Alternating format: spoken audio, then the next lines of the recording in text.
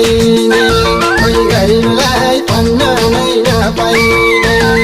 बोर्डिङमा पढ्नलाई गाह्रो छ सरकारी स्कुल नै प्यारो छ ओइ मलाई त यही स्कुल प्यारो छ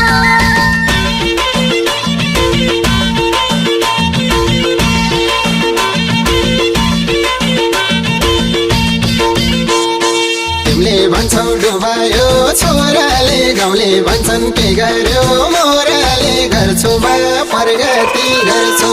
बोर्डिङमा पढ्दिन सरकारी स्कुलमा पढ्छु डुबायो छोराले गाउँले भन्छन् के गर्यो मोराले गर्छु बा प्रगति